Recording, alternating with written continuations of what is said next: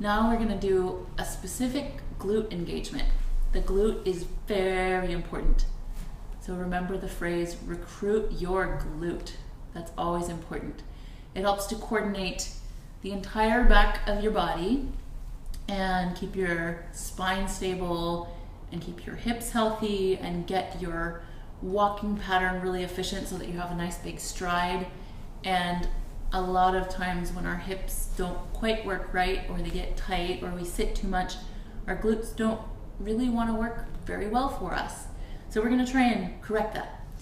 For this exercise, you can have a pillow nearby, especially if your hips tend to be tighter. I'm going to show you a modification after I show you the exercise.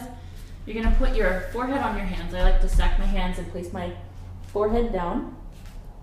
And first what I want you to do is just try to engage your glute. So I'm engaging my left glute.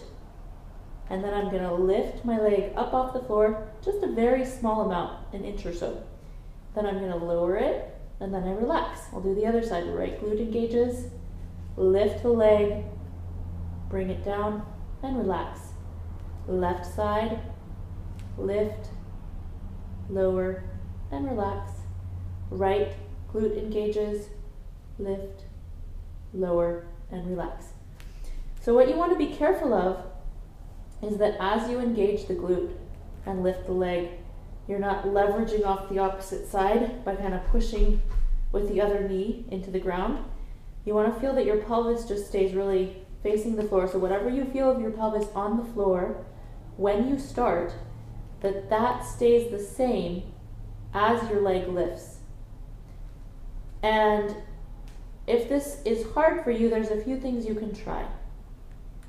One of the things is sometimes it helps just to reach back and touch your own butt. Try to feel that muscle engage and lift and lower.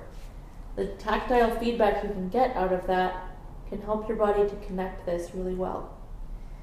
The other thing to try is if your hips tend to be tighter, if you put a pillow under your hips, that can really help to give you a little bit easier time lifting. So I've got it under my pelvis, below my belly button. So my belly button's a little higher than the pillow.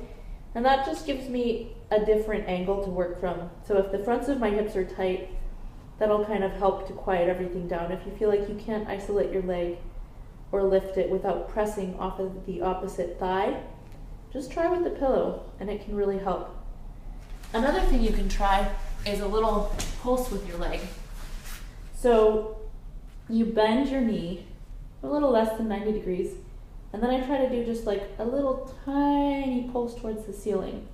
I'm trying to do a micro movement just to feel that muscle working. And you could do a bunch of those till you really feel it work. And then the last thing you can try to help fire your glute up is make sure your legs aren't turned in. Make sure that your legs are a little turned out, so toes can face a little bit out, the heels can face a little bit in. That'll help the fibers of the glute, the line of the fibers, to work efficiently. And for this one, I would try to do about 10 each side, if you can do them really well. If you do the pulses, do like 15 or 20 each side. And this one you can do in your sequence, or you can do it throughout the day if you need to lay down on the floor and get a little glute action.